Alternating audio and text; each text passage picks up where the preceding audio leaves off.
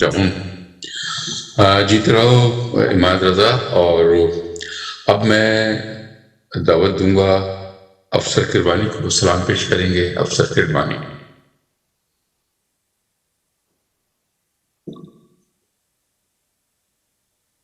میرے خیال میں افسر کربانی موجود نہیں ہے، تو پھر میں شہباز صاحب سے درخواست کروں گا. آ گئے ہیں افسر کربانی. السلام علیکم. وعلیکم السلام. امام موسیٰ کاظم علیہ السلام کا سلام پیش کر رہا ہوں. درود بھیجیں. صلی اللہ محمد جی فرض امام موسیٰ کاظم کا آج ہے ماتم.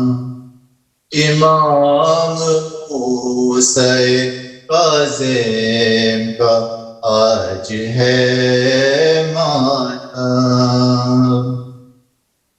فضا اداس بہت آج کاظمین کی ہے.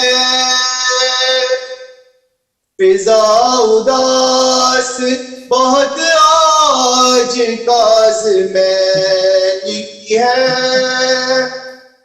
صدا محبوں میں ہر سیم تو شور و شین کی ہے.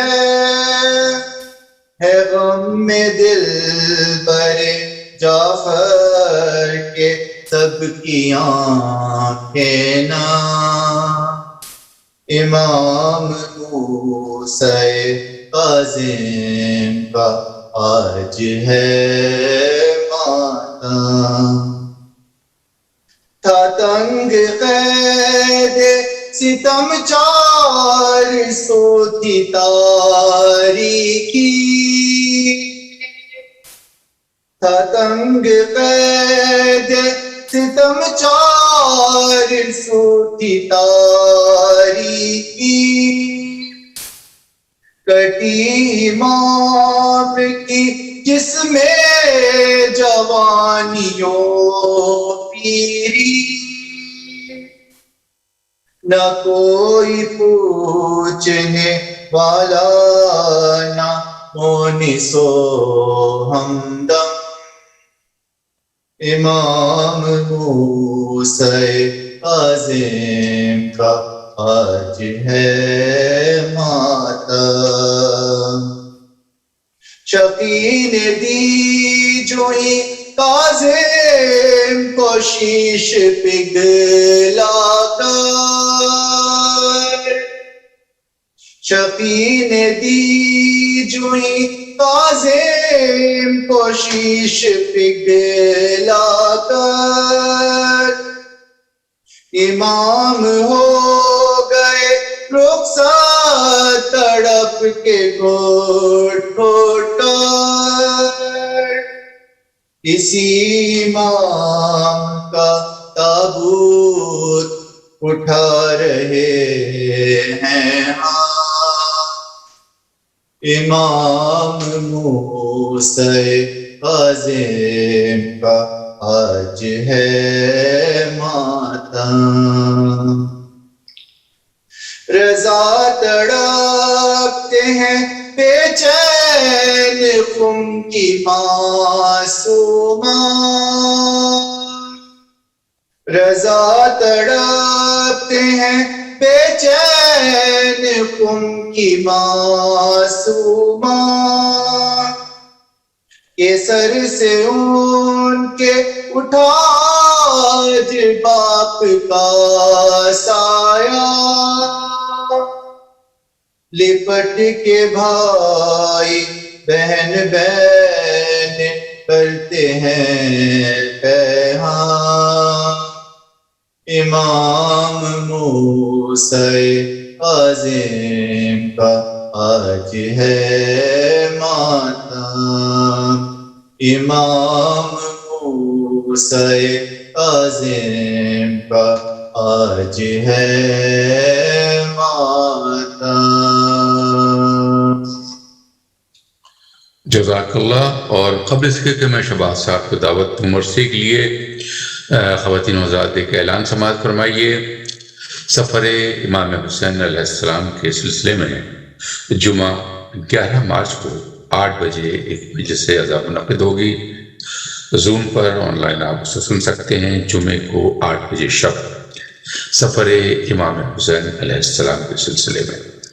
اور میں درخواست کروں شباہت حسین صاحب سے مرثیہ پیش کریں گے جناب شباہت حسین. السلام علیکم مومنین و مومنات. وعلیکم السلام.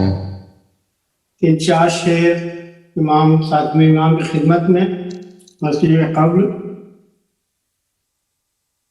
موسی کاظم زمانے کے امام، موسی کاظم زمانے کے امام،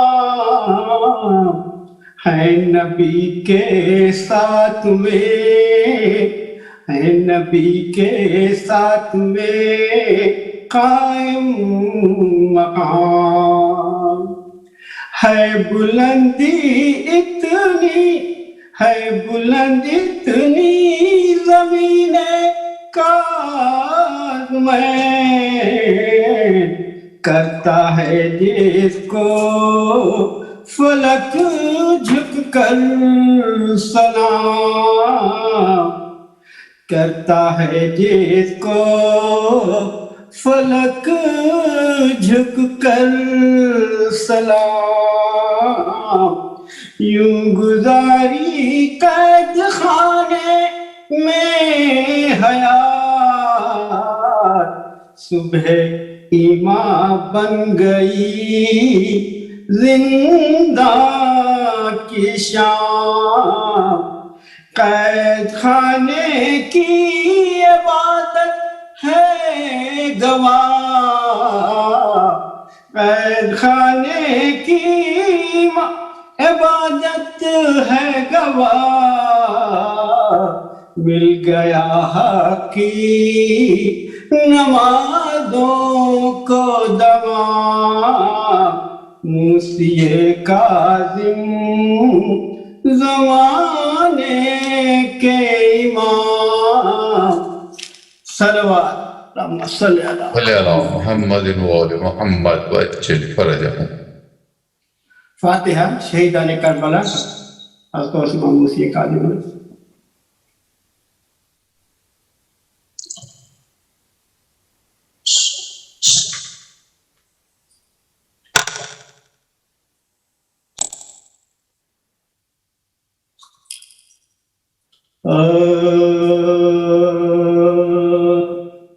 زندان غم تھا موسی کاظم کے واسطے، تازہ ستم تھا موسی کاظم کے واسطے.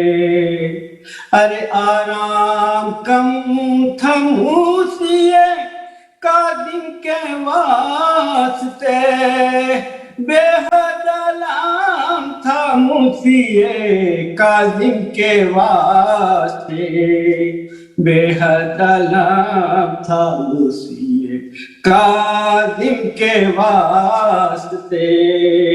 ارے چھٹ کر پیدل سے حاملے رنجو میں ہن رہے، پابند حکم حق امام زمان رہے، پابند حکم حق امام زمان رہے.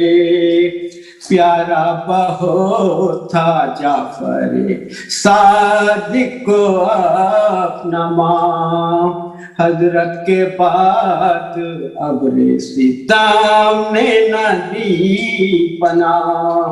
ارے نور خدا سے پھر گئے آدھائے روح سیاہ، اس دو شراب میں شک نہ تھی جائے اشتباہ. دل مطمئن تھا رحمت حق کے نزول سے، سینہ بھرا ہوا تھا علوم رسول سے، सीना भरा हुआ था उलूम रसूल से। और हारून कहता है हरगिज़ मुझे इताअते काज़िम नहीं कबूल, मैं चाहता हूँ कैद करूँ उनको या रसूल। अरे रखता है उसकी ज़ात से खटका ये दिल मलूल, बर्पा हुआ फसाद तो फिर इससे क्या हुसूल। अरे तदबीर वो करूं मैं कि हिस्सा पाक हो, तदबीर वो करूं मैं कि किस्सा ही पाक हो, ऐसा ना हो हुजूर की उम्मत हलाक हो, ऐसा ना हो हुजूर की उम्मत हलाक हो। था रोज़े रसूल में सुल्ताने इंसो जां, मशगूल था नमाज में वो हादिए जहां। अरे पहुंचे मुलाज़मीन सितमगर के नागहां, क्यों कर मैं जालिमों की शफावत करूं बयां। अरे नरगासिया हकारों ने एक बार कर लिया, उस आहुए हरम को गिरफ्तार कर लिया, उस आहुए हरम को गिरफ्तार कर लिया। है हाथ खींचते हुए जब ले चले शकीक, फरियाद शेरने की तरफे तुरबते नबी, रोकर कहा कि देखिए खादिम की बेकसी, क्या जुल्म मुझ पे करती है उम्मत जनाब की, क्या जुल्म मुझ पे करती है उम्मत जनाब की। अरे डरते नहीं ये लोग खुदा और रसूल से, रखते हैं बुग़्ज़ नस्ले अली बतूल से, रखते हैं बुग़्ज़ नस्ले अली बतूल से। हारून का था हुक्म कि हो कत्ल शाहिदी, चल सकती थी ना हामिले बसरा की तेरे की। अरे हालत वो देखता था कि दिल उसका था हदी, सजदे में रहती थी शहे अबरार की जबीं, सजदे में रहती थी शहे अबरार की जबीं। करते थे सब अपने बुजुर्गों की शान से, अरे निकली ना जालिमों की शिकायत ज़ुबान से, निकली ना जालिमों की शिकायत ज़ुबान से। गमख्वार कैद खाने में थी शाहिदुल जलाल, सजदों को तूल देते थे सुल्ताने खुशहाल। अरे फाकों से घुल गया था बदन जो था कमाल, उठना था नागवार नकाहत का था ये हाल। अरे समझा निगाह जिसकी पड़ी जिसमें पाक पर, कपड़ा पड़ा हुआ है कोई फर्श खाक पर, कपड़ा पड़ा हुआ है कोई फर्श खाक पर। आखिरी बंद है, आखिर तड़प तड़प के मुसाफिर गुजर गया, मजलूम कैद खाने को वीरान कर गया। अरे हैदर के पास वारी से खैरुल बशर गया, बगदाद में मदीने का सुल्तान मर गया, बगदाद में मदीने का सुल्तान मर गया। अरे सामा था क्या नबी के यगाने के वास्ते, मजदूर आए लाश उठाने के वास्ते, मजदूर आए लाश उठाने के वास्ते। जिंदाने गम था मूसिए काज़िम के वास्ते। Jazakallah, Brother Shawat Hussain. Or now I request to Sheikh Jalil will address the Majlis. Sheikh Jalil.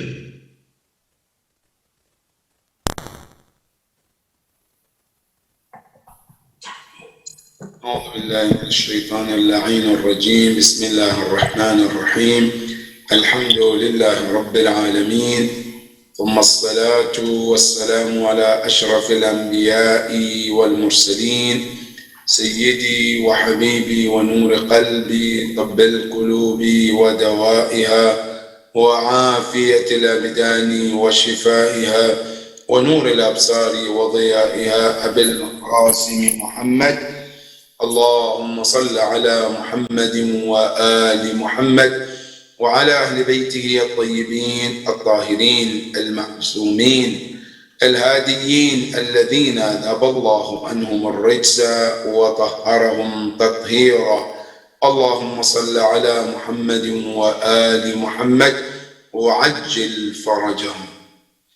قال الله العلي العظيم في كتابه الكريم: بسم الله الرحمن الرحيم: ولنبلونكم بشيء من الخوف والجوع ونقص من الأموال والأنفس والثمرات وبشر الصابرين الذين إذا أصابتهم مصيبة قالوا إنا لله وإنا إليه راجعون أولئك عليهم صلوات من ربهم ورحمة وأولئك هم المهتدون. صدق الله العلي العظيم. In the beginning, I would like to offer my condolences to the Imam of our time, Al-Imam Sahib al-Asr wal-Zaman, for the martyrdom of his grandfather, Al-Imam Al-Kadhim alayhi salam. May the peace and blessing of Allah be upon him and his fathers and his grandchildren. And also I would like to read Surah Al-Fatiha for the soul of Al-Marhuma Abbasi Hussein, daughter of Sayyid Ali Hassan Bilgrami. May Allah subhanahu wa ta'ala be pleased with her soul. Surah Al-Mubarakat Al-Fatiha. Bismillah ar-Rahman ar-Rahim. Alhamdulillah Rabbil Alameen. Ar-Rahman ar-Rahim. Maliki Yawm al-Din. إياك نعبد وإياك نستعين اهدنا الصراط المستقيم صراط الذين أنعمت عليهم غير المغضوب عليهم ولا الضالين. بسم الله الرحمن الرحيم. قل هو الله أحد الله الصمد لم يلد ولم يولد ولم يكن له كفوا أحد. بسم الله الرحمن الرحيم. قل هو الله أحد الله الصمد لم يلد ولم يولد ولم يكن له كفوا أحد. بسم الله الرحمن الرحيم. قل هو الله أحد الله الصمد لم يلد ولم يولد ولم يكن له كفوا أحد. صدق الله العلي العظيم. Tonight, as we are commemorating the death anniversary of our Imam Al-Kadhim alayhi salam, and also Majlis Ithal al-Sawab for this this woman who is a mother and at the same time a mother-in-law as well. We pray to Allah subhanahu wa ta'ala to unite her with Imam Musa al-Kadhim alayhi salam. Our topic tonight is about how do we deal with the tragedy, a loss, when it comes in our way. And as we know, tragedy happens in life and it's a custom of life. But the question is, when it comes, how should I deal with it as a Muslim, as a follower of Ahlul Bayt alayhi salam? How did the Quran and Islam told us to deal with this kind of situation when we find ourselves facing these kind of tragedies or a loss in the family? The ayah we just read is the ayahs in Surah Al-Baqarah, where Allah subhanahu wa ta'ala tells us about one of the customs of life. Allah subhanahu wa ta'ala created this universe and this life, and He created what we call Sunnatul Hayat, customs of life, that no one is exempted from that custom. You know, this life that we live in, there is a sunan that Allah created, customs. For example, you cannot live in this world and not eat and drink. Why? Because it's a sunnah of life. You have to eat and you have to drink. You cannot live in this life and not sleep, because it's a sunnah of life. Whether you like it or not, it's going to come to you anyway. Allah subhanahu wa ta'ala created some kind of sunan, many of these customs in life. One of them is what this ayah is talking about. What is it? It said, وَلَنَبْلُوَنَّكُمْ بِشَيْءٍ مِّنَ الْخَوْفِ. Allah subhanahu wa ta'ala says, sure indeed, we will test you. And the ayah didn't say, لَنَبْلُوَنَّكَ, in terms of the individual, one person. No. نَبْلُوَنَّكُمْ. It's a sunnah of life that every human being must be tested. Whether you like it or not, the test is going to come, because it's a sunnah of life, which Allah said in another ayah. It says, أَحَسِبَ النَّاسُ أَن يُتْرَكُوا أَن يَقُولُوا آمَنَّا وَهُمْ لَا يُفْتَنُونَ. The people think they can just claim that they're believers without being tested. Today, you and I know that you're not going to be given a certificate of a doctor or professor or an engineer without being tested. Now, do you think Allah is going to give you the title of mu'min without you and I going through a test? Allah subhanahu wa ta'ala said, definitely, we're going to test you. And not just you and I, even the prophet, the most chosen ones, they got tested too. Example, Ibrahim alayhi salam. وَإِذِ ابْتَلَى إِبْرَاهِيمَ رَبُّهُ بِكَلِمَاتٍ. Allah said, we tested Ibrahim too. Now you think he's a prophet, he doesn't get tested? They too get tested. Because test is a custom of Allah in this world. Allah subhanahu wa ta'ala, not only He created this test among us, He then tells you what you and I should expect to be tested on. Allah subhanahu wa ta'ala is a great God. Not only tells you there is a test, He tells you where you're going to be tested. So you have to watch for those places so that you don't fail the test. It's like as a teacher, you tell your student, I'm going to test you. But you don't tell them, is this going to be in the history or in the geography or is going to be in the science or grammar? What is it? You have to be specific so they know to prepare themselves. Allah subhanahu wa ta'ala, part of His rahmah, His mercy upon us, then He tells you, how am I going to test you? And He says, وَلَنَبْلُوَنَّكُمْ بِشَيْءٍ مِّنَ الْخَوْفِ. One of the things Allah will test us is fear. You know, fear is one of the things that people, we don't like to be fearful. We don't like to be afraid. But Allah said, you're going to be tested. And we see that every day. Sometimes an earthquake comes to frighten you. Sometimes, no, a tornado comes. Sometimes a storm comes to put a fear in you. Because you know why fear, Ya Rab? Because this fear, what it does, it brings you back to think and go back to your sense and think about things through. Because human being, by nature, sometimes when we feel comfortable, we forget Allah subhanahu wa ta'ala. So to remind us, Allah subhanahu wa ta'ala puts us in that kind of situation. So that way, when we get in that situation, we remember whom? Allah subhanahu wa ta'ala. Now you see in Surah Al-Luqman, Allah brings that picture and image in front of you. وَإِذَا رَكِبُوا فِي السَّفِينَةِ. When a person in a boat or ark, in the middle of ocean, and Allah subhanahu wa ta'ala wants to remind them about Himself, right? And something happens, you think everybody remembers God at that moment.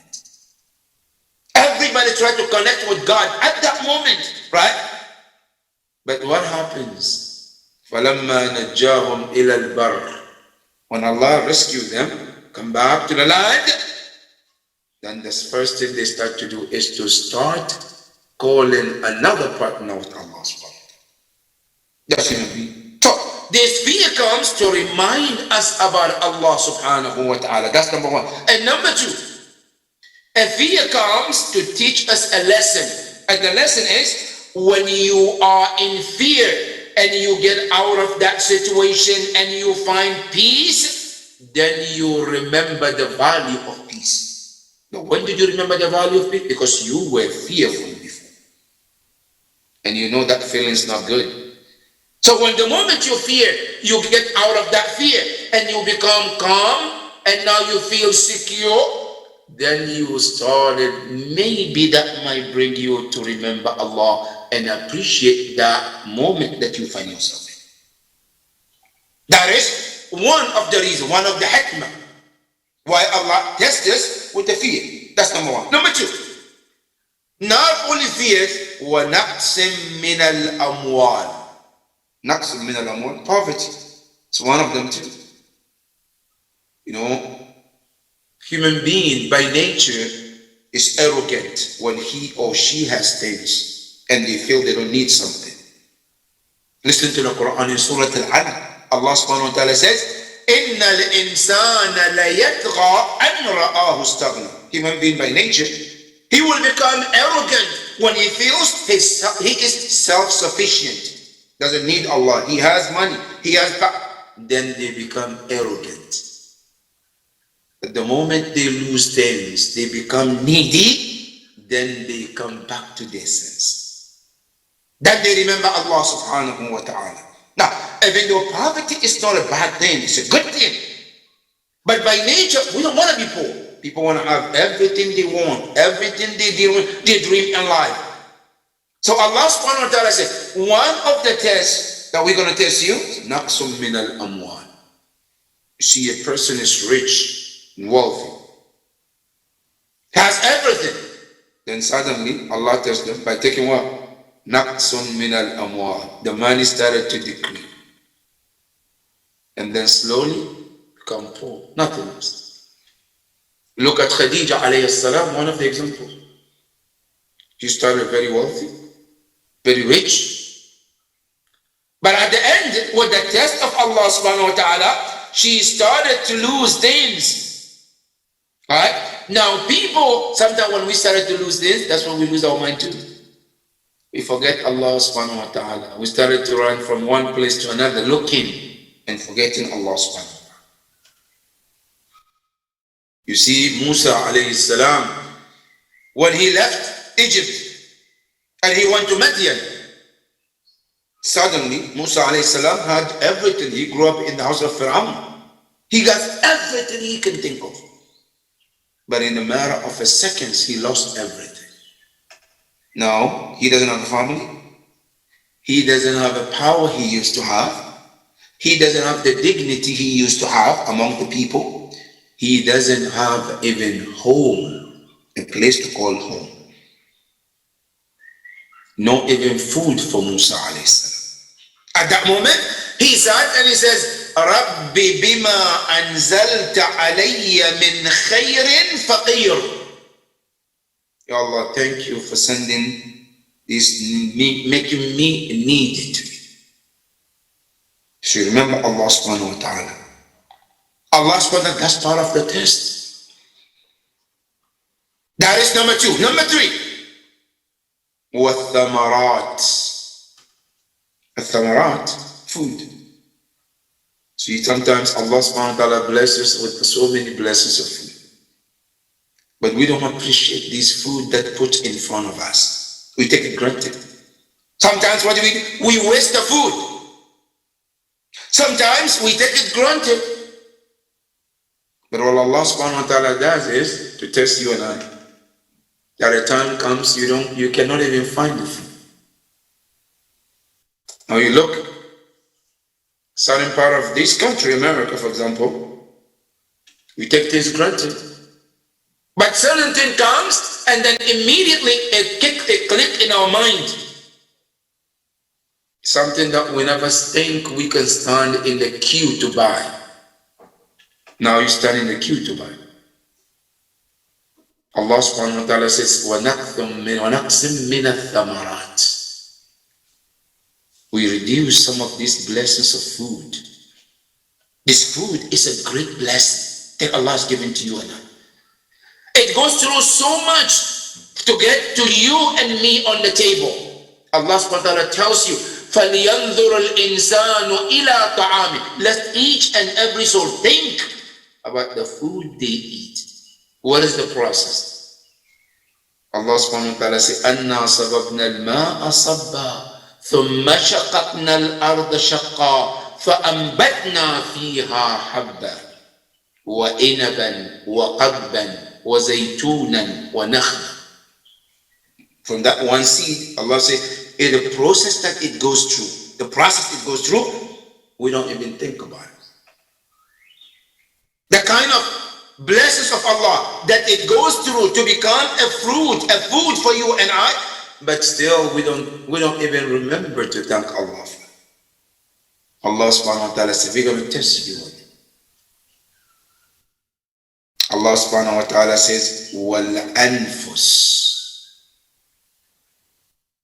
وَنَقْسِم مِّنَ الْأَمْوَالِ وَالْأَنفُسِ. We're going to test you with death too. Human being will be arrogant when he knows that he's never going to die. He's going to live forever. But the moment you and I remember that a day will come, we will depart from this universe, then suddenly you will become humble. It reminds you about the journey ahead of you. Then Allah subhanahu wa ta'ala said, وَبَشِّرِ الصَّابِرِينَ. Ya Rasulullah, with all of these tests that we talk about, نَقْسٍ مِّنَ الْأَمْوَالِ وَالْأَنفُسِ وَالثَّمَرَاتِ, Allah subhanahu wa ta'ala says, the most important key of passing the test of Allah is one thing. What is it? Allah says, as-sabr. Being patient. Ya Rasulullah, bashir. Give the good news to whom? Not to everybody. As-sabirin. Those when the test of Allah comes to them, they become patient. They exercise sabr during those times, during difficult time. Allah subhanahu wa ta'ala said, those are the ones who are going to pass the test of Allah. Ya Rab, can you tell us more about Sabirin? Then the next ayah explained who are the Sabirin. Allah said, الَّذِينَ إِذَا أَصَابَتْهُمْ مُصِيبًا. Those Sabirin, these are their qualities. Those when a test comes to them, tragedy, difficulty comes on their way, in their life. What did they say? قالوا. What did they say? إِنَّا لِلَّهِ وَإِنَّا إِلَيْهِ رَاجِعُونَ. Whenever a misfortune, trial, tragedy comes on their life, in their life or on their way, they remember Allah subhanahu wa ta'ala. And by saying, Inna lillah. This sentence is amazing. Imam Ali alayhi salam tells us, Inna lillah, this sentence is two parts. One is, when you say, Inna lillah, he calls it, Iqrarun bil mulk. You are confessing that you are owned by Allah.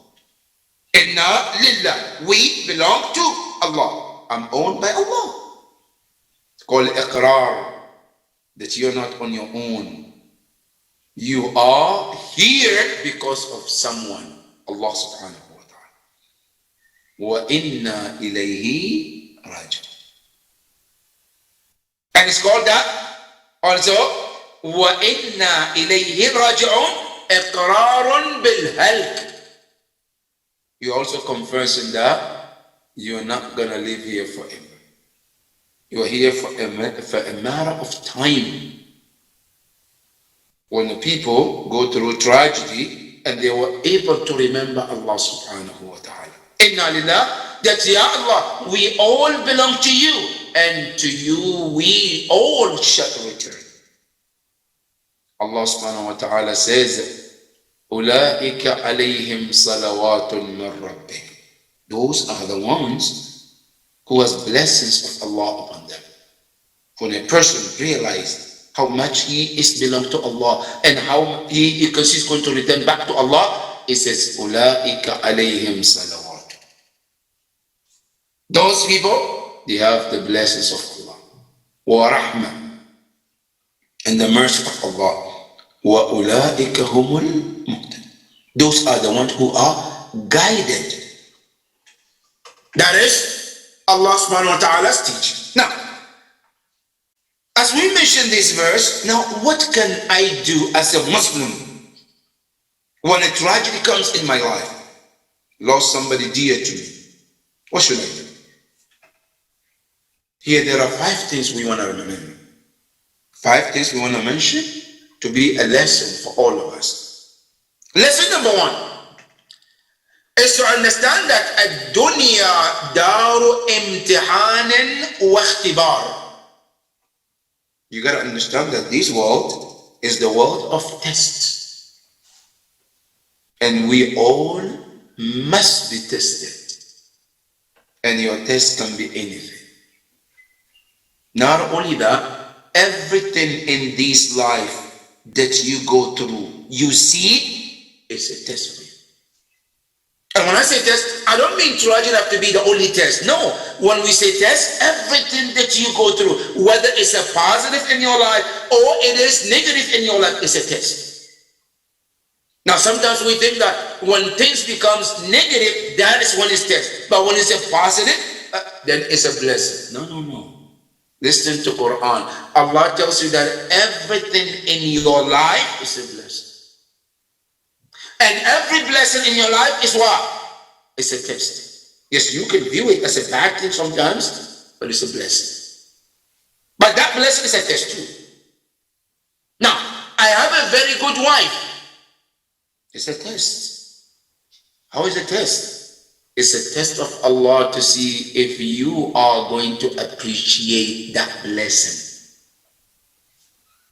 I don't have a good wife, for example. It's a test. What is a test? Now, are you going to help or do the right thing just because she is not a good wife, or the other way around? Or you're going to do injustice to her? Remember the same thing? A woman has a bad husband, has a good husband. It's a test of Allah subhanahu wa ta'ala. I have something, money, power, position. It's a test. I don't have it. It's a test too. Now listen to the Quran in Surah Al-Fajr, where Allah tells you that everything from Him is a test. فَأَمَّا الْإِنسَانُ إِذَا مَبْتَلَى مَبْتَلَى from the word ibtila. It's when we test human being. فَنَعَمَهُ وَنَعَمَهُ فَيَقُولُ رَبِّي أَكْرَمَ. You know, human being, when he's blessed with something, then he thinks is what? He's been blessed. He doesn't have to worry about anything. But then the next ayah says, وَأَمَّا إِذَا مَبْتَلَى فَقَدَرَ عَلَيْهِ رِزْقًا. When the same person is tested by taking away, making things hard, tough, what happened? فَيَقُولُ رَبِّي أَهَانَ. Then he said, oh, my Lord has disrespected me. But the Quran and the ayah says both are tests of Allah subhanahu wa ta'ala. So what this means, we have to understand that whatever comes in my life, I lost someone dear, somebody is sick, somebody doesn't have, somebody has. All of this is a matter of test of Allah subhanahu wa ta'ala.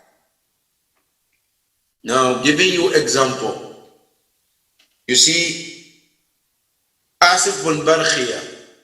Asif was the successor of Prophet Sulaiman alayhi salam. Sulaiman had the powers. Asif had the power too. When Asif was able to bring the throne of Bilqis to move to Prophet Sulaiman alayhi salam, and people were wondering, how did he do that? How did that become possible for him? You know what he says?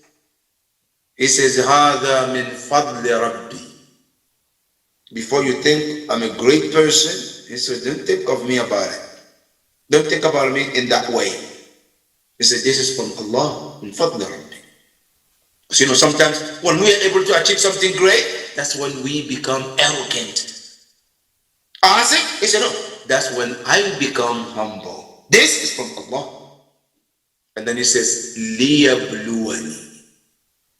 This achievement is a test from Allah. What is the test? He said, ashkur am akfar. Will I be grateful or ungrateful? So, even though it was a positive, it was a good thing, but he calls it what? Liyabluwani, to test me. That is how awliya Allah did. Everything in your life is a test. So, the first thing we have to think, when something comes in our way, when tragedy comes, think about it, that is my test. That Allah is testing me. But now the question is, how am I going to pass that test? That is what I need to think and work towards it. Because like Ibrahim alayhi salam, as Quran tells us, is that we tested him, and every time we test Ibrahim, his whole focus is how to pass the test. And every test he went through, he passed it. That's why Quran said, فَأَتَمَّهُنْ. Ibrahim passed all the tests. The test that Allah subhanahu wa ta'ala tests us, whatever it may be, when I lose someone, keep in mind that that is the test of Allah subhanahu wa ta'ala. You want the person to be with you. You would love to see the person still alive, but Allah took them for a reason. Now, how am I going to react? Am I going to cry about it? Am I going to complain about it? Am I going to be patient? Which one? That's your test. So the first thing is to understand that the entire universe is all under the test of Allah subhanahu, including you. And whatever happened in your life, whether it's a positive or negative, is your test. And the most important is how to pass the test of Allah. That is number one. Number two, also remember that the moment you understand that these are a test of Allah, you are being tested of Allah, the first and the most important equipment you need to pass the test is sabr. No one can pass a test of Allah in any field without being patient. Whether it's the smallest or whether it's what? It's the greatest. Now let me give you one example. Smallest one, We pray every day 5 times a day. Allah subhanahu wa ta'ala has made it wajib upon us to pray. It's a test. When Salatul Fajr comes, are you going to be able to wake up? Or are you going to still stay in bed because you're tired and you're still sleepy? Which one? That's your test. But Allah knows that because it's a test and it requires a sabr, Allah said, وَاسْتَعِينُوا بِالصَّبْرِ وَالصَّلَاةِ. Allah says, seek my help, to be patient when the salat comes. You know, a person who hears adhan, even though they're still sleepy and they wake up, that is a sign of sabr. They're patient. A person who covers their face and continues sleeping, they are lacking sabr. That's why Allah says, وَاسْتَعِينُوا بِالصَّبْرِ وَالصَّلَاةِ وَإِنَّهَا لَكَبِيرَةٌ. Allah says, indeed, that salah is indeed a great thing. إِلَّا عَلَى الْخَاشِعِينَ. Except those who fear Allah, who are sabirun. They take it nothing. They stand in front of Allah and do their responsibility. That is one example. Another example of sabr, in the greatest matter, losing someone. You see, Ibrahim alayhi salam, when Allah subhanahu wa ta'ala showed him in a dream to slaughter his son. The first time Ibrahim didn't believe it. Thought it was just a random dream. Then he saw it again, then again. The third day, the historians say Ibrahim woke up and he was sweating. Because he couldn't believe what he was seeing. But number one, Ibrahim alayhi salam, he knew that the dream he saw is a message that he has to make sure that he does. Because you know, the prophet don't see just random dreams just like that. So he knew it's a responsibility he has to. That's one. Number two, Ibrahim could not believe himself that he has been asking Allah for over 80 years to have a son, have a child. And it didn't happen until he is in his late 80s. Now he has a child. Allah subhanahu wa ta'ala gave him, and Allah didn't take the child while the child is a baby. No.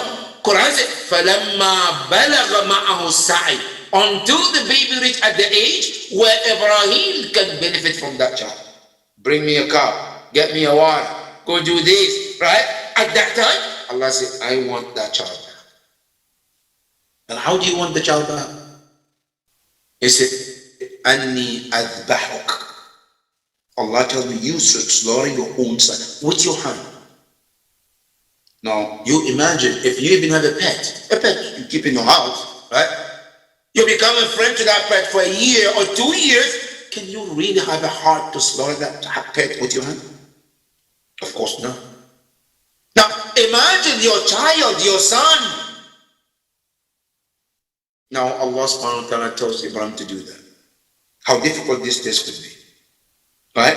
Now, Ibrahim al-Khalil alayhi salam finds no way out except to make sure that he carries the mission of Allah. Now he calls his son, Ismail alayhi salam. He told his son what he saw. Ya bunayya inni ara fil manami anni adbahuk fanzur madha tara. I saw in the dream that Allah is telling me to slaughter you. So what do you see? What do you suggest? Now listen to the son, Ismail alayhi salam, his beautiful response. He says, Ya abati if'al ma tu'mar. My father, do what you are ordered by Allah to do. But then he added the most important part of it. He says, Satajiduni insha'Allah min as-sabirin. You will find me, insha'Allah, God willing, among the most patient.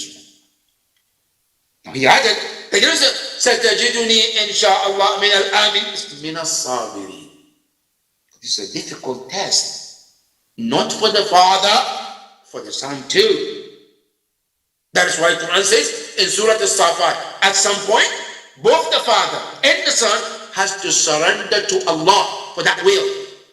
فَلَمَّا أَسْلَمَا. When they both surrender to Allah. Ibrahim to slaughter his son, and the son to accept to be slaughtered. But the son he made a condition, he said, سَتَجِدُنِي إِنْ شَاءَ اللَّهِ مِنَ الصَّابِرِينَ. So you will find me among the sabirin. Because as-sabr is the key to all the success in the test of Allah. That is what we need to work on. When a tragedy comes in our way, find a way to be sabr. You see, Prophet Yaqub alayhi salam, when he lost his son, Yusuf alayhi salam, who was dear to him, he loved Yusuf so much because he could see the potential of Yusuf in the future since Yusuf was a child. And suddenly, his children, other children, took Yusuf and Yusuf vanished. He doesn't know Yusuf is alive or dead. And Quran says, وَبِيَضَّتْ عَيْنَاهُ مِنَ الْحُزْنِ فَهُوَ كَظِيمٌ. He cried for 40 years. He lost his sight because of the tragedy of losing his son. Right? But Yaqub alayhi salam, he remembered something, one thing, which is what? Sabr. And he says, فَصَبْرٌ جَمِيلٌ وَاللَّهُ الْمُسْتَعَانُ عَلَى مَا تَصِفُونَ. He says, Sabr jameel. Being patient in this trial, in this tragedy that I'm going through. He said, that is very good. But I seek help from whom? From Allah.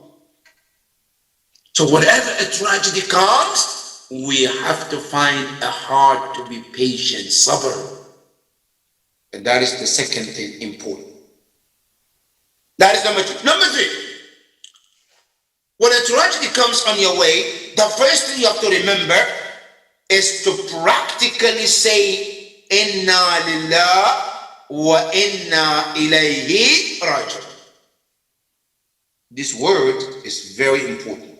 And we can see even Imam Hussein alayhi salam on his way to Karbala. That was what he was repeating because he knew tragedy is coming. When? Very soon.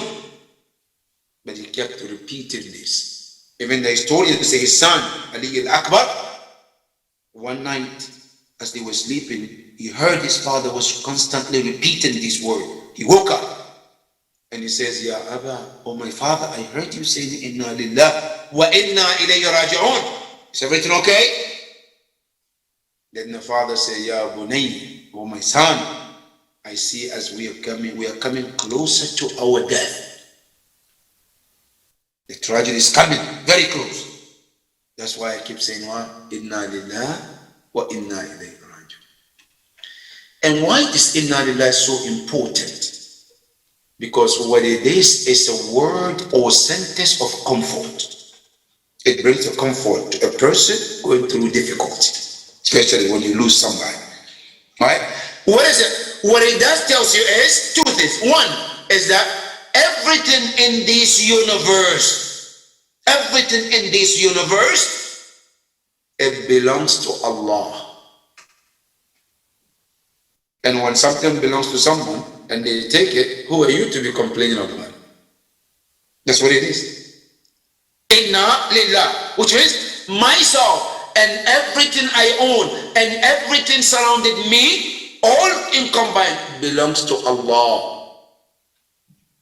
If somebody keep money with you, somebody comes and say, I have a man, $1,000, $500, please keep it with you. And after 2 years, they come and take the money. So I want the money back. Are you going to get mad at them for taking their money? It belongs to them. The word inna lillah, what it does is a reminder to all of us that the person who died, including me who lost this dear person, we all belong to Allah. And He has the right to take me or you or us in any time He wants. That is number 1. And number 2, it also reminds us that everything in this universe is temporary. Everything is temporary. You and me are on this planet temporary. No matter how long we live, a day will come, we have to depart from this world. Even if Allah is to give us 1,000 years, a day will come, we have to depart. It's temporary. And this also gives us a comfort. It's a word of comfort. When you say it, it reminds you that everything is a matter of time. The world that we live in has a time. The heavens that you see, they have a time. The earth has a time. The ocean has a time. Everything, the moon, everything has a time. Listen to the Quran. When it tells you the end of everything, إِذَا السَّمَاءٌ شَقَّتْ. The day that these heavens that you see, they will crack when it comes to the end of it. The ocean, as you see, as powerful as this ocean is, وَإِذَا الْبِحَارُ سُجِّرَتْ. That water, as powerful as it is, a day will come, it will dry out. No more. You look at the moon, the sun, everything in this universe that you see, they all have time, including the entire earth. يَوْمَ تُبَدَّلُ الْأَرْضُ غَيْرُ الْأَرْضِ. The day that this earth will be completely changed, and it's not going to be anymore.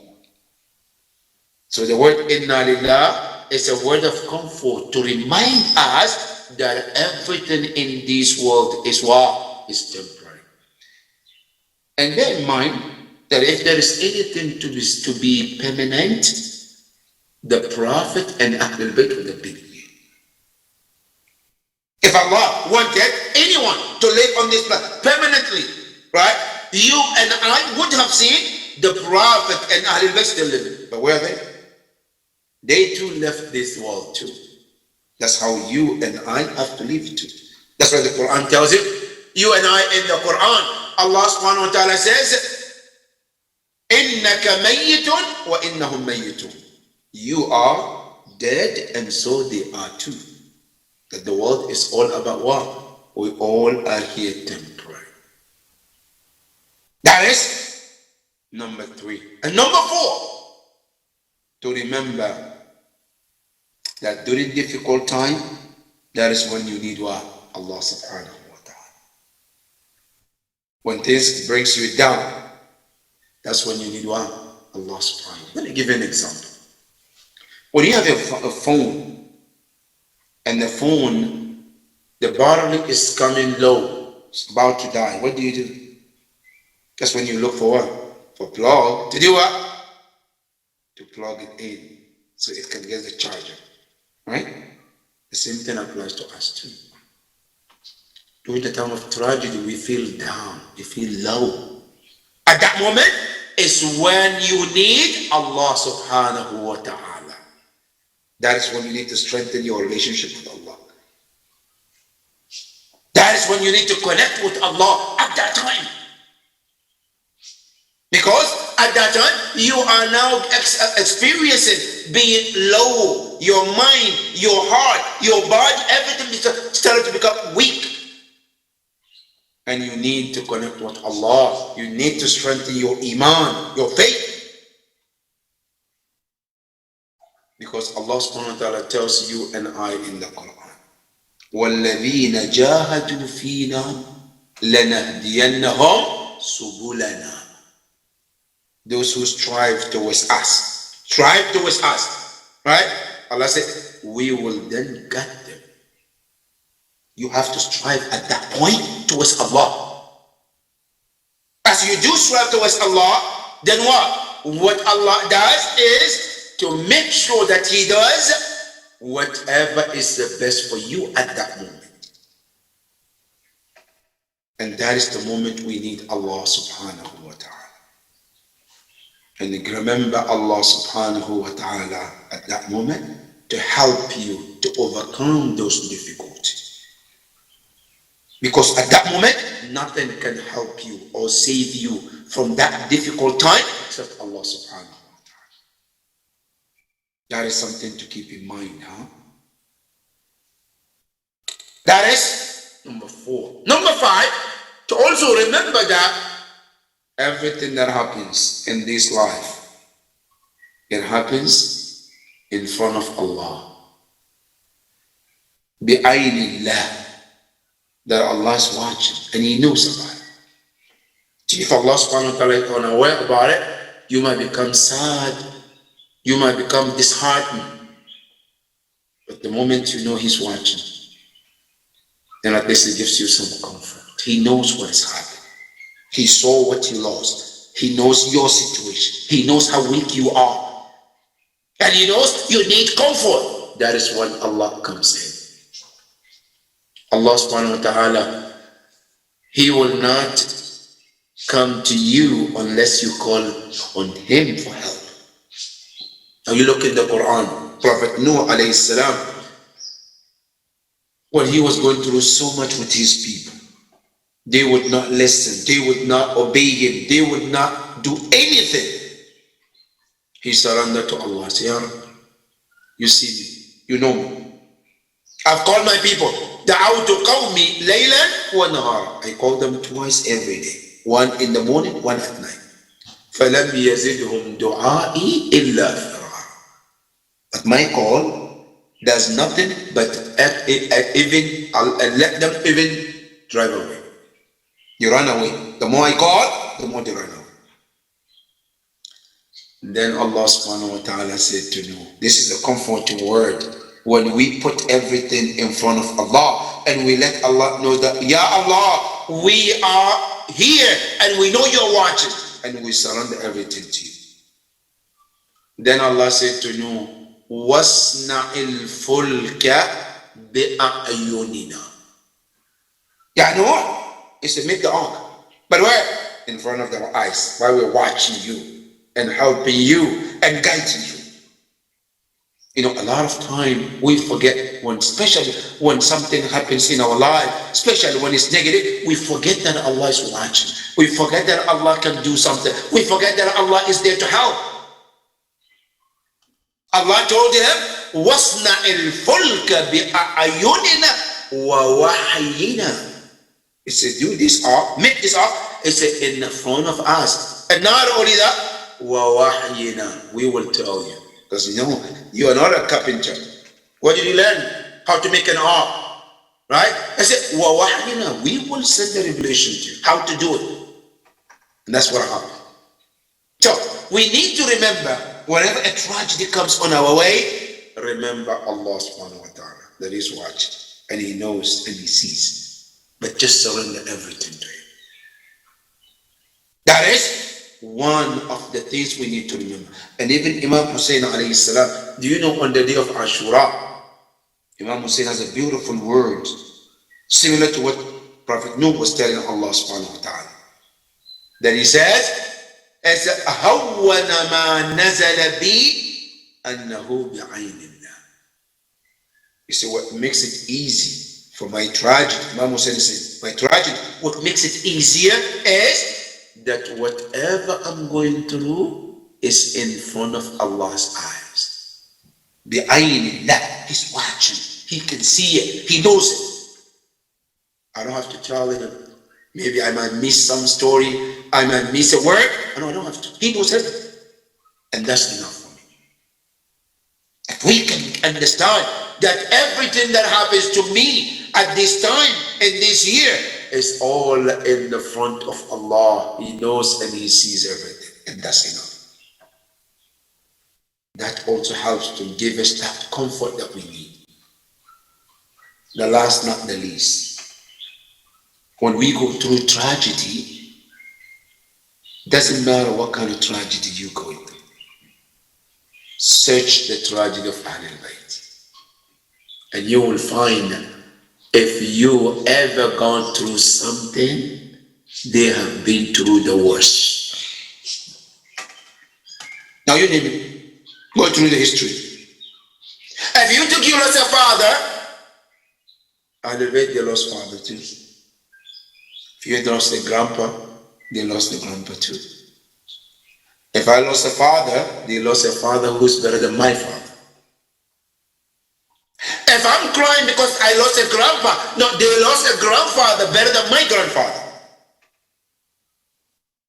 If I'm crying because I lost a wife, they too lost a wife better than my wife. If I'm crying because I lost a son, they lost a son better than my son.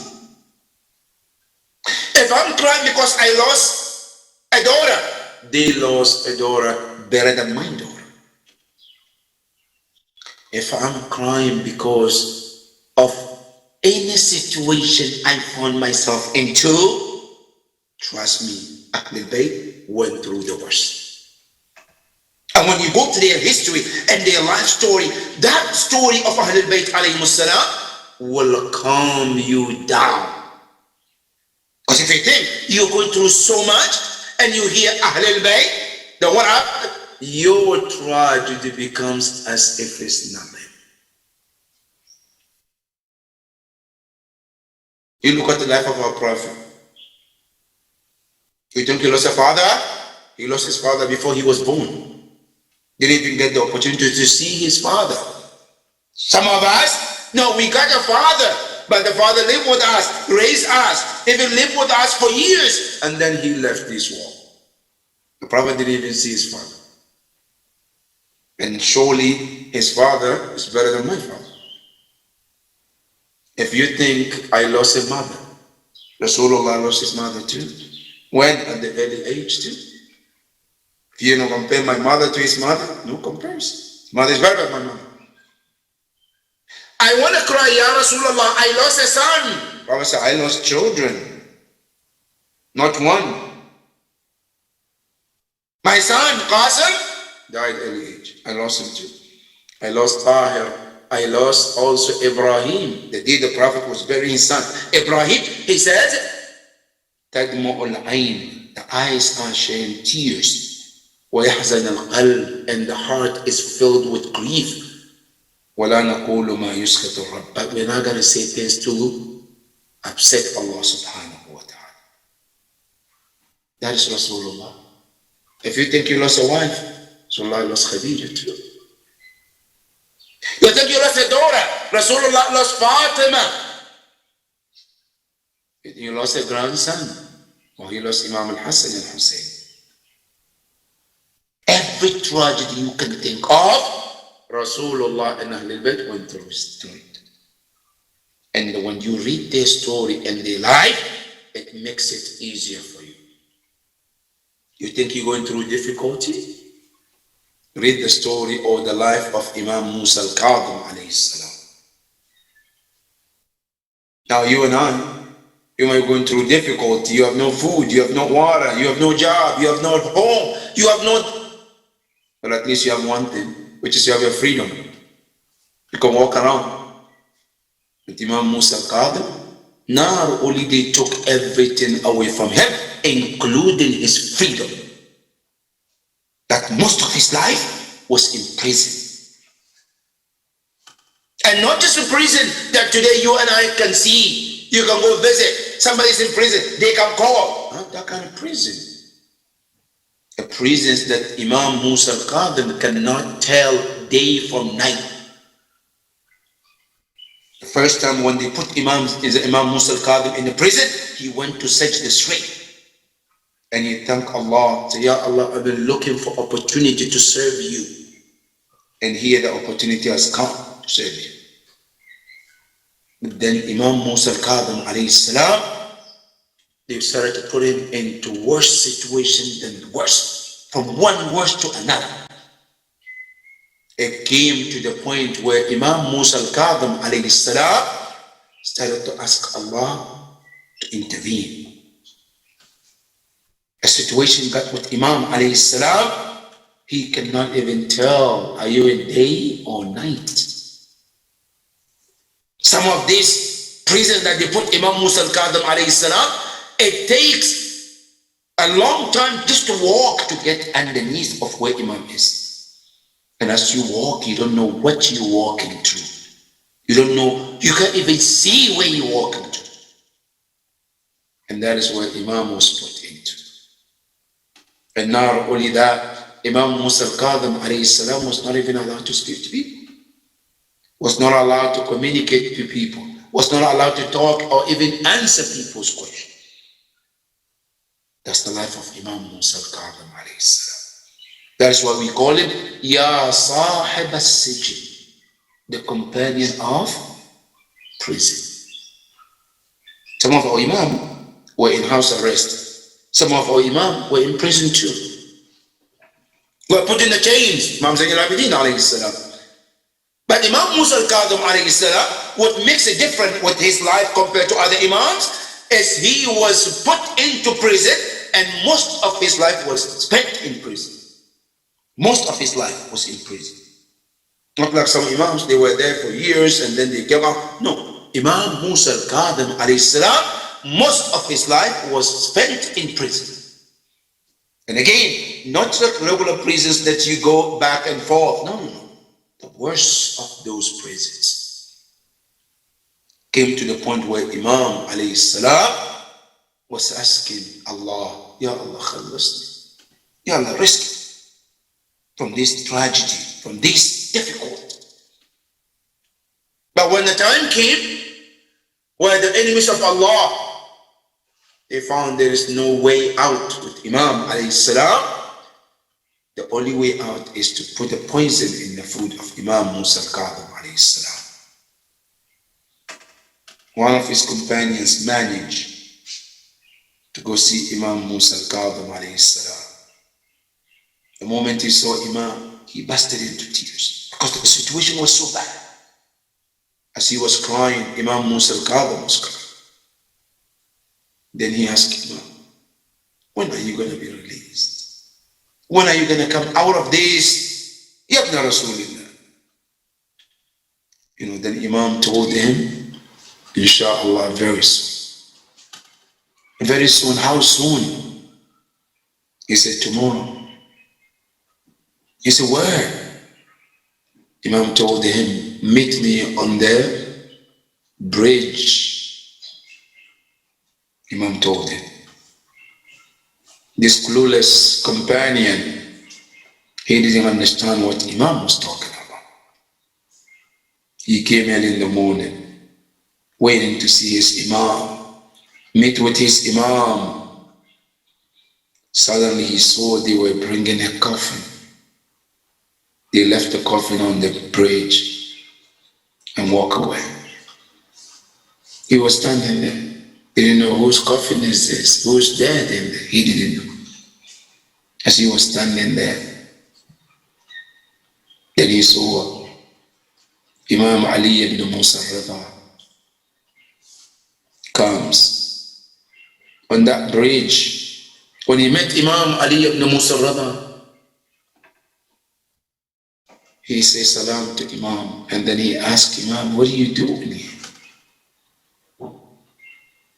And Imam alayhi salam said, I came to take my father. Who? Your father? Who? I'm supposed to meet him here. I said, yes, you meeting him? How? I said, this is your Imam. When they opened that coffin, Imam was chained from hands to toes. Not only that Imam was in chain, even he died in chain. Not only they didn't take those chains out, they left Imam in those chains and they brought his body and left on the bridge. And Imam Ali ibn Musa al-Rida alayhi salam, he has to take his father, to take all of those chains away from his father and then give his father ghusl. And Imam Ali ibn Musa al-Rida was telling us, he said, when I was washing my father, I could see the sign of those chains on his hands and the legs. And he was given kafan and salat and all of that. As Imam alayhi salam, Ali ibn Musa al-Rida, he gave his father the ghusl and kafan and also burial, as the father has told him to do when his time comes. But the question is, Ya Imam Ali ibn Musa al-Rida, Ya Imam Musa al-Kadhim alayhim as-salam, you have given your will to be washed, to be covered, to be buried, to be prayed on.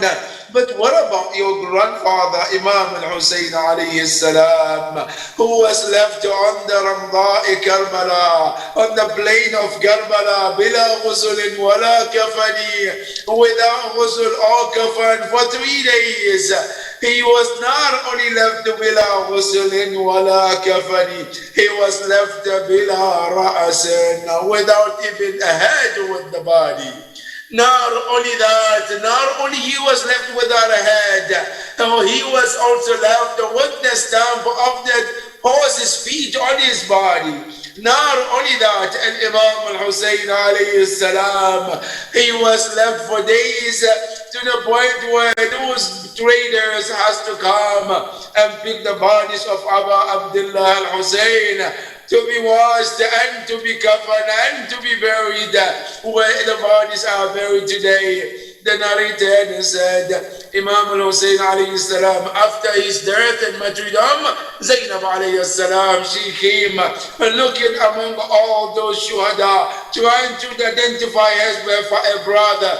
As she watched and looking, she found a body that she recognized. And the first thing she says, Ya ibna ummi, oh my brother. He says, Ayawmun ala sadri Rasulillah. He says, someday I've seen you on the chest of Rasulullah. Wa yawmun ala ramda'i Karbala. On a day that today you are left on the plain of Karbala.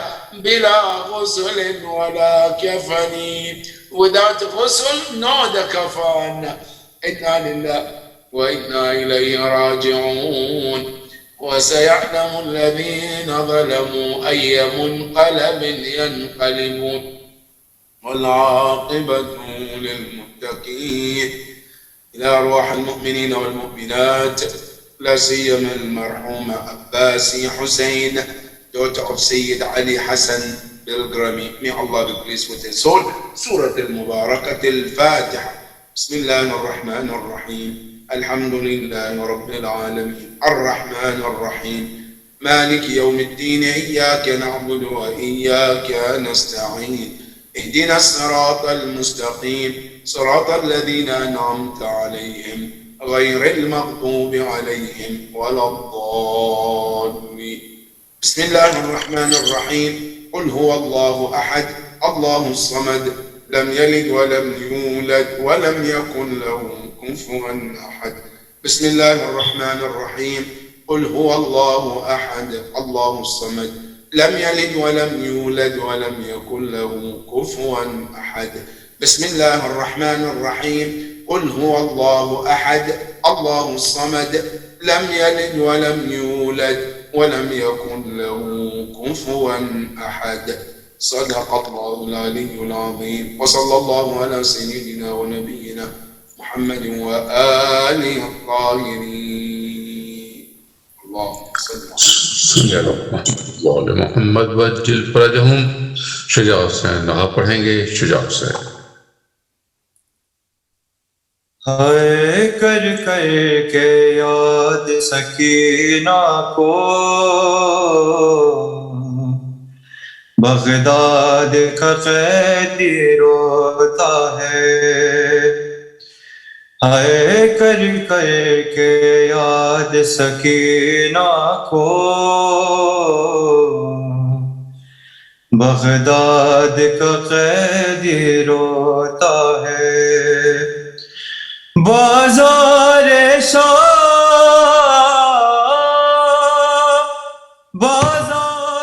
شام ہے آنکھوں میں سجاد کے لب پر نوحہ ہے.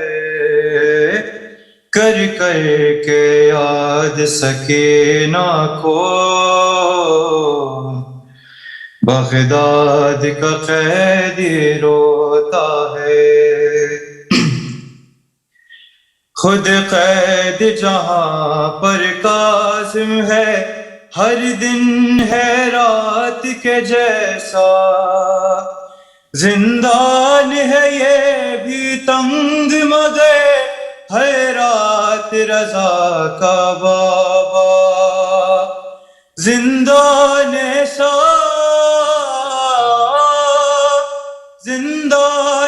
شام جو یاد آئے دیوار سے سر ٹکراتا ہے. کر کر کے یاد سکینہ کو بغداد کا قیدی روتا ہے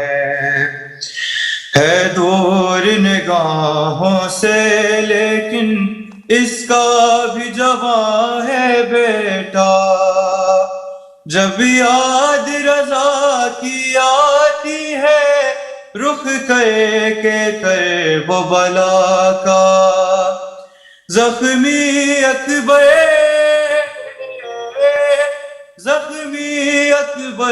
کے سینے کو نظروں سے بوسے لیتا ہے، کر کے یاد سکینہ کو،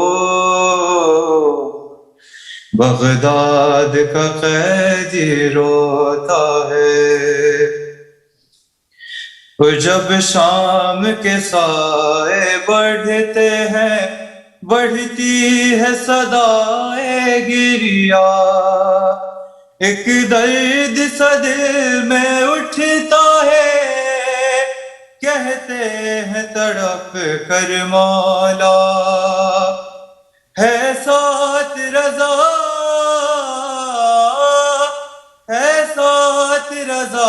کے معصومہ، زندہ میں سکینہ تنہا ہے، کر کے یاد سکینہ کو،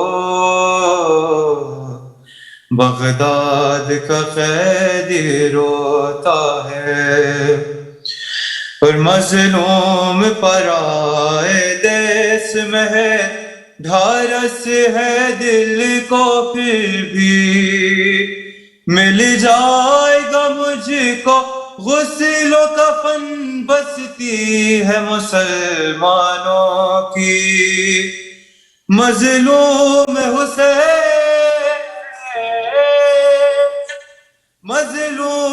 حسین کی غربت پر دل خون کے آنسو روتا ہے، کر کے یاد سکینہ کو، بغداد کا قیدی روتا ہے۔ صلی اللہ محمد و آل محمد وجل فرجہم۔ اب عادل رضوی ایک نوحہ پڑھیں گے۔ عادل رضوی۔ اللہم صلی اللہ محمد و آل محمد۔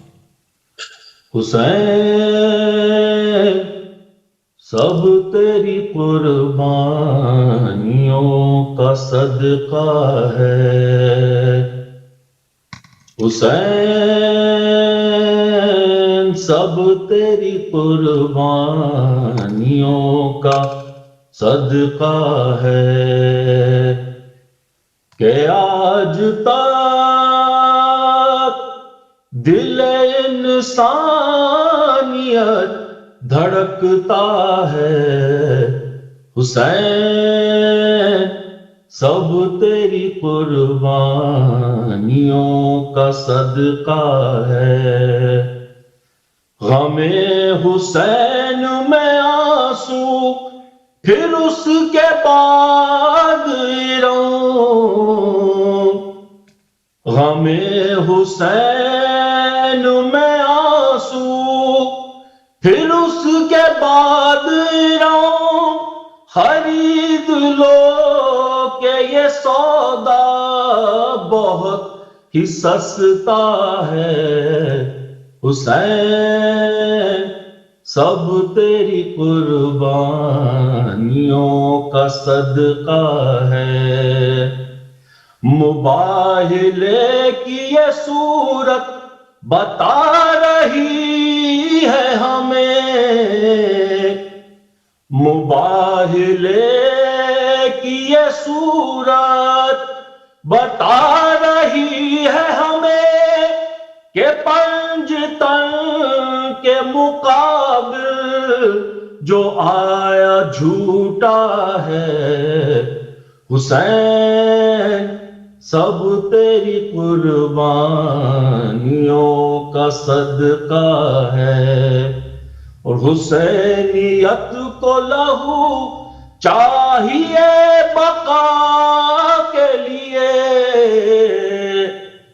حسینیت کو لہو چاہیے بقا کے لیے، یزیدیت نے پھر ایک بار سر ابھارا ہے۔ حسین سب تیری قربانیوں کا صدقہ ہے۔ اور ہے کیا جواز ستم اے زمین کرب و بلا، ہے کیا جواز ستم اے زمین کرب و بلا، کہ 3 روز سے مہمان تیرا پیاسا ہے۔ حسین سب تیری قربانیوں کا صدقہ ہے۔ الہی خیر کسی کی نظر نہ لگ جائے، الہی خیر کسی کی نظر نہ لگ جائے، ضعیف باپ کا کڑیل جوان بیٹا ہے۔ حسین سب تیری قربانیوں کا صدقہ ہے۔ اور جسے حسین نے 18 سال پالا تھا، جسے حسین نے 18 سال پالا تھا، زمین گرم پہ وہ ایڑیاں رگڑتا ہے۔ حسین سب تیری قربانیوں کا صدقہ ہے۔ اللہم صلی اللہ علیہ وسلم۔